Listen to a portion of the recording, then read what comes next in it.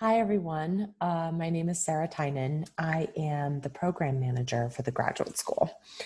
I graduated from CU Boulder with my PhD in May of 2019, and now I'm here helping other graduate students get through the program with as few hiccups and as much love and happiness as possible. So today I'm going to be talking about time management and focus during COVID-19 era. I hope you enjoy. I just want to let everyone know, I know this is a really scary time. I know I have a lot of anxiety and fear, but this is also an opportunity for us to slow down. I just turned 31 and I am really excited about this year. And my theme for this year is less is more. I welcome you to join me on this time management journey. Hopefully, this will help you stay focused when you're working from home. So, I'm going to share my screen now.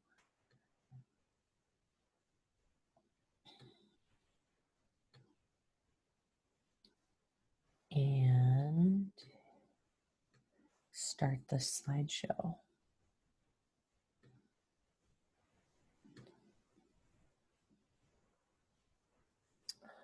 Okay, so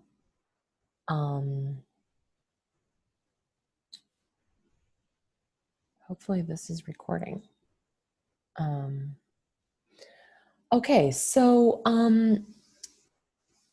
Like I said, I'm Sarah Tynen with the graduate school.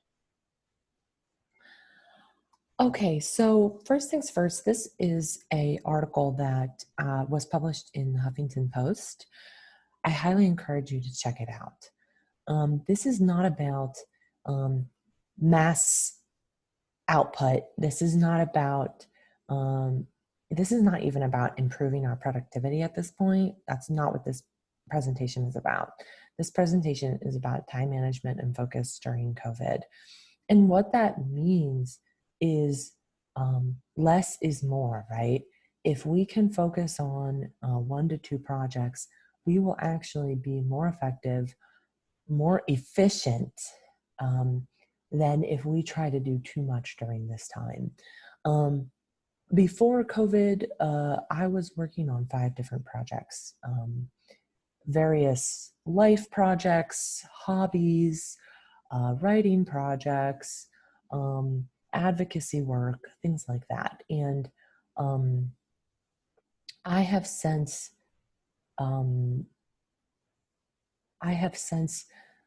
since COVID started, I've narrowed it down to 2 projects. We still have 24 hours in a day. 8 of those are for sleep. That leaves us 16. Those hours, my goal for you would be for you to use those hours intentionally.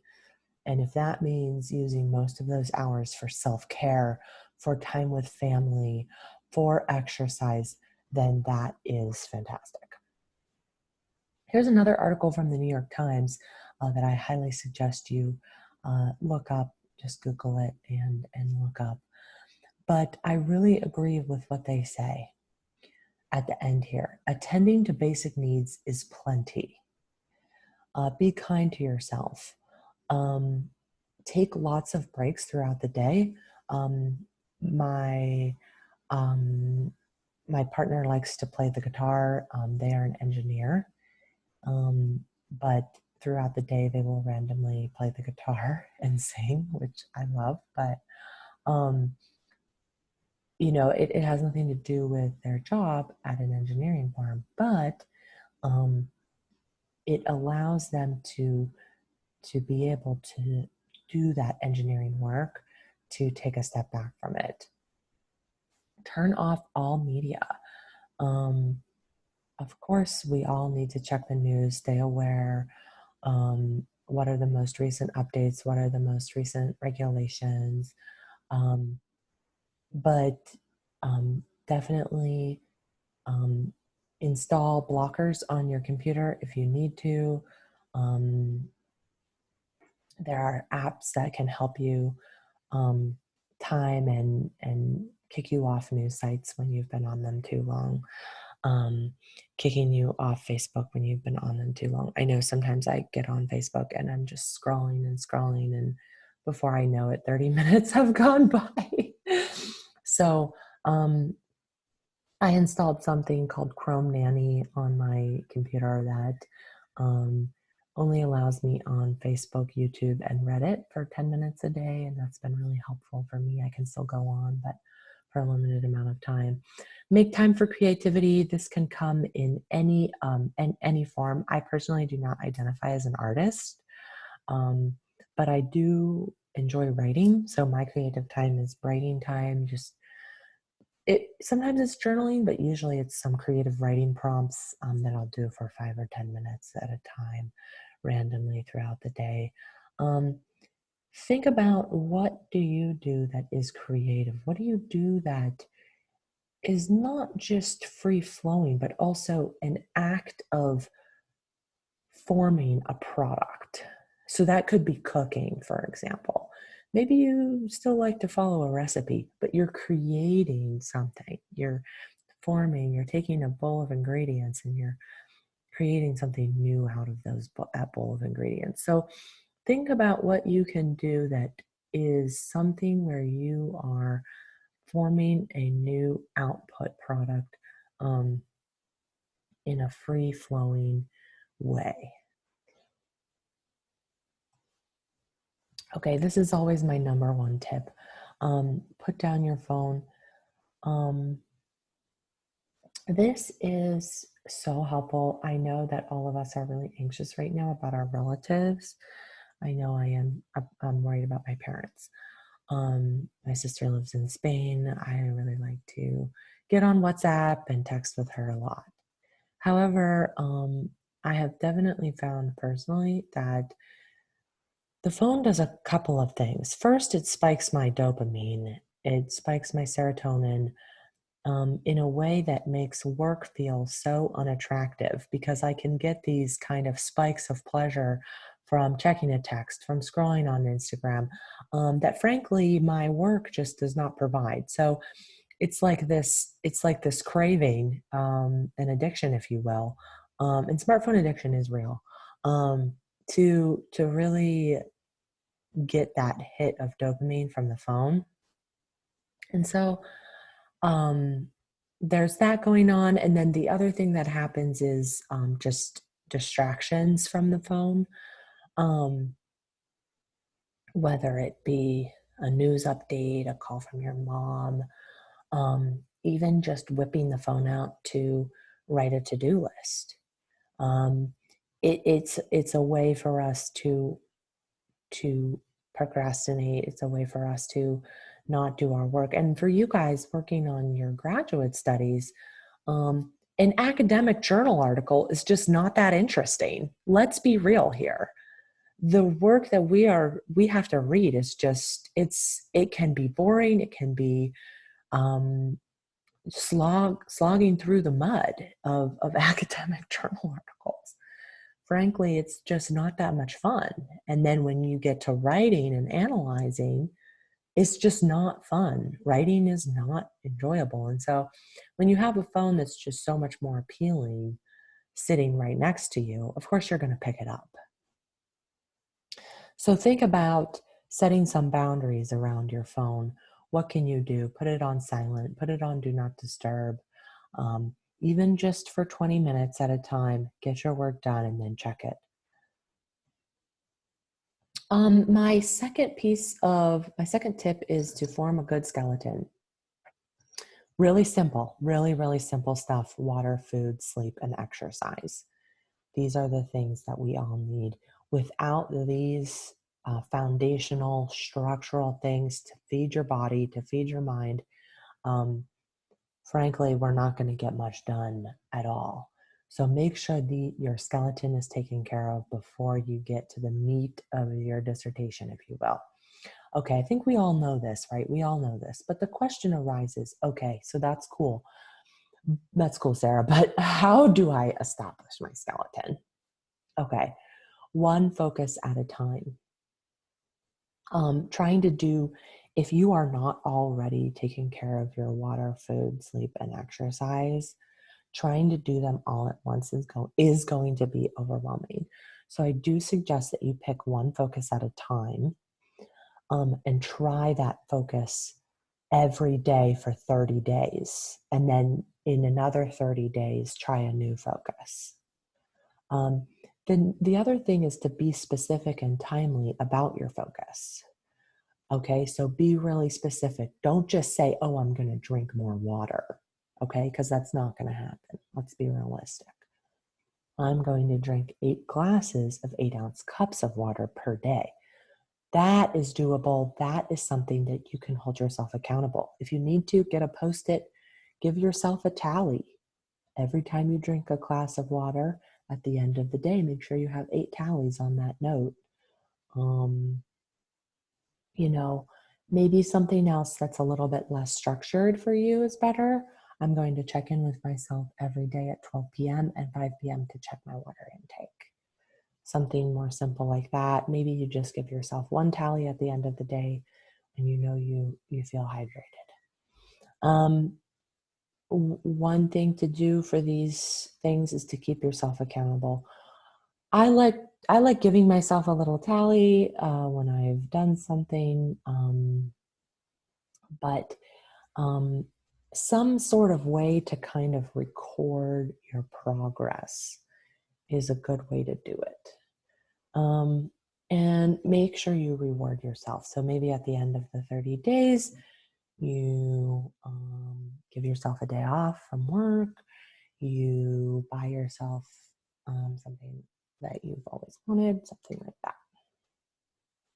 Okay, so my next tip is to cut distractions. So we already talked about the phone, but there are other distractions that come up throughout the day that don't have anything to do with the phone. One of them is email, right? During COVID, email has just exploded into this Frankenstein, this monster, where emails are just coming in constantly. I mean, my email box has never been so busy before. And so I highly recommend that you quit your email application when you're working. Yes, of course, we all need to respond to the people we're working with in a timely manner. But within 12 hours, within 12 to 24 hours is absolutely a timely manner. It is really important as a graduate student to set clear boundaries with your advisor, to set clear boundaries with your colleagues, and let them know that you are going to respond to their email within 12 hours, but that you do need time to write and that you have found that email is distracting while you write. So, if you're someone that normally responds to email really quickly, then you want to let people know, hey, I'm changing my habits. I will respond to your email as soon as I can, but I'm going to establish some clear boundaries in order to get my work done. The next thing is to, this is my favorite tip that I love. I have been using this. I use this every day. This has been so helpful for me before and during COVID. And I have found that during COVID, I found that more things come up throughout the day. So, for example, I'll be sitting there doing my work and I'll be like, oh, I need to disinfect the doorknobs or something like that. Or like, oh, I really need to call my mom. I really want to check up on her. Um, oh, I really need to put that grocery order in, or I really need to put that Amazon order in. Or even I need to check the statistics on where COVID is at right now. Things like that come up, but other more mundane things come up throughout the day. Let's see, I'm going to look at my Post-it right now. What else did I have? Even reaching out to friends. I've been trying to text my friends more and just check up on them. I'm looking at my list right now. I have on my list, watch the TED Talk with Bill Gates that he gave in 2013 about pandemic. Stuff like that just pops up into my head throughout the day. And I'm like, ooh, I really need to do this like right now. Um, but for example, in preparing for this presentation, I did not have time to sit down and watch, even though that TED Talk with Bill Gates is only at 8 minutes. I was like, you know what? I don't need to stop my workflow right now to watch that TED Talk. I don't need to stop my workflow right now to disinfect the doorknobs.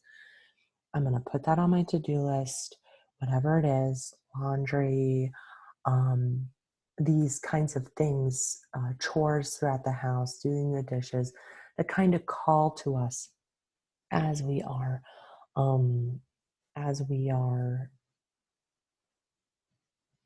that call to us as we are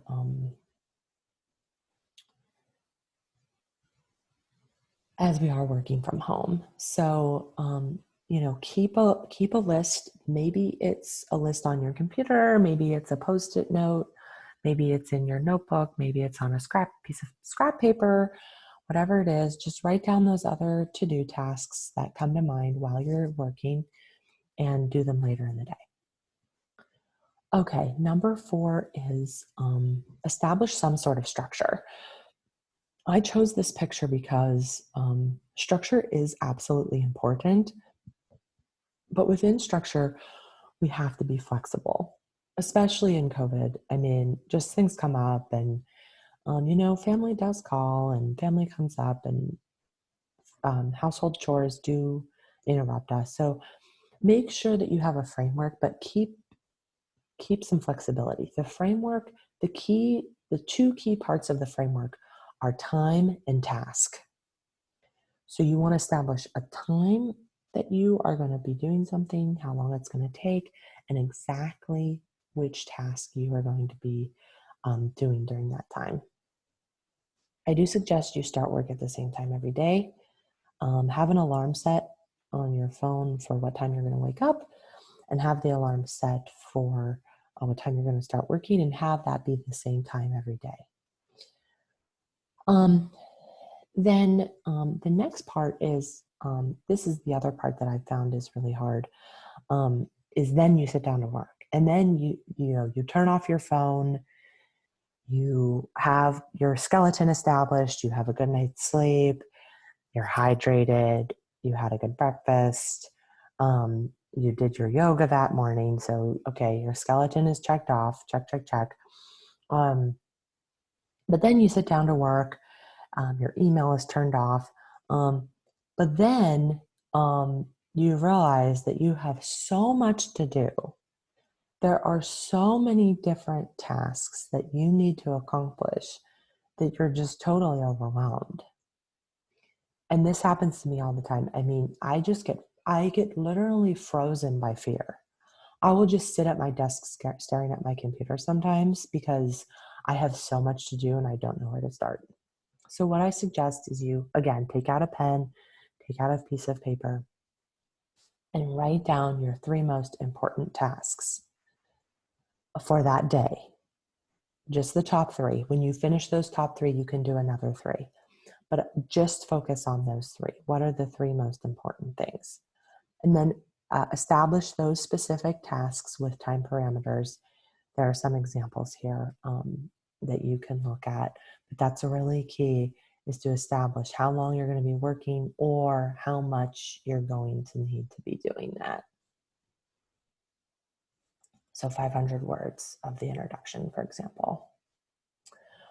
Finally, make sure that I chose this graphic from Chase Bank, not to promote Chase Bank in any way, just for the record, but just to show that, credit card companies, King Soopers, all of these businesses, there's a reason why they have these reward programs for their customers, because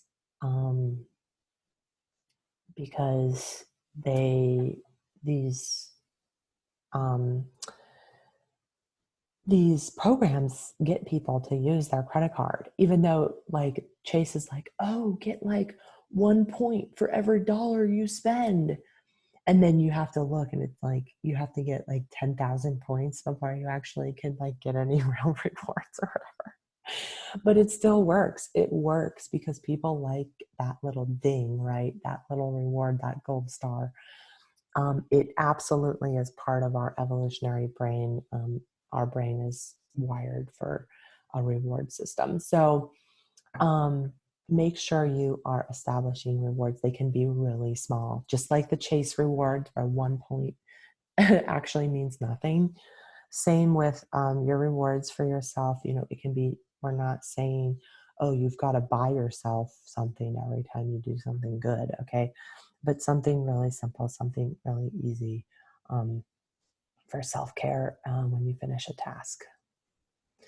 Okay, so what I'd like you to do is establish an action plan for yourself. So first thing is, I just really want to emphasize that we need to take this one day at a time, or I want you to take this one day at a time, because with COVID, everything is just changing. I mean, now it's April 14th as I record this webinar, and things have slowed down a little bit, but for the most part, I mean, things are still changing. Colorado just extended its stay-at-home order, and we just don't know what's going to be happening in the future. So just take it one day at a time. That's one thing that has helped me a lot. Try a bullet journal.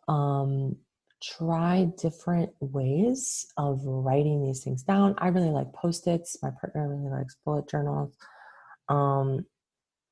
Maybe you have an electronic system you like, whatever it is, but try making sure you have some way to keep track of those keep track of those to-do lists, keep track of your rewards, keep track of your accountability, some sort of system like that.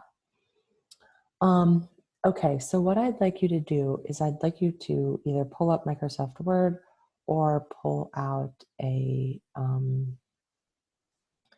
pen and a paper and establish a no phone goal for yourself. So different people like different things, but two good examples are, you might have a goal to do no phone in the bedroom for 30 days. You might change where you charge it. So maybe instead of charging your phone right by your computer, you charge it in the kitchen. So you have to get up to check the phone. Not charging the phone in the bedroom is another good idea. Keeping the phone out of the bedroom and just charging it somewhere else can be really helpful too. So pick a really easy goal for yourself. Currently, my no phone goal is no phone before 1 p.m. I just spend my mornings exercising and then doing work. And then at 1 p.m., I look at my phone. So I'd like you to pause this video and take some time to reflect on that. Okay, so when you're done with that, I want you to pick one focus for your skeleton. Most of us are lacking in at least one of these areas: water, food, sleep, or exercise. So let's say you're struggling in the sleep department. Maybe you establish something like no screens after 8 p.m. for yourself for 30 days. Maybe you're lacking in the exercise department. So maybe you might want to try yoga every morning for 30 days, something like that. Just pick one focus for now, and just try to stick with that for at least a while. And then when you feel like you have that under good amount, then maybe switch to a new one. And these change, like back in March, I was having trouble sleeping, but now I'm sleeping really well. So my focus has changed to food, and I'm doing some more mindful eating practices as part of mine. Maybe next month I'll switch to exercise. So it changes, but just pick one focus at a time is my suggestion. So pause this video right now and take a few minutes to really think about what you think you need and what you think would be a good strategy for you. Okay, now when you're done with that, write down your 3 most important tasks for tomorrow. I suggest you do this every evening to have your next day set up for success. But for now, we're taking it one day at a time. So go ahead and write down your 3 most important tasks for tomorrow. And remember to establish exactly how much time you're going to spend for each task and what specific task it is that you need to do. So go ahead and pause this video again and work on getting that game plan for tomorrow ready. And when you're done with that, decide what time work time starts tomorrow and set an alarm on your phone to remind yourself of that. Okay, so finally, here are some resources. I will have this PowerPoint. I might have fucked up here. Okay.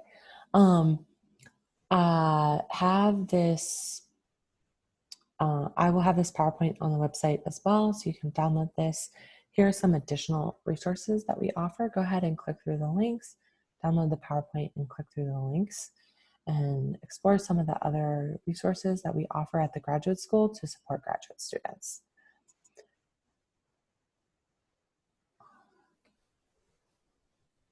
And finally, if you have any questions, please feel free to email me, sarah.tynen@colorado.edu.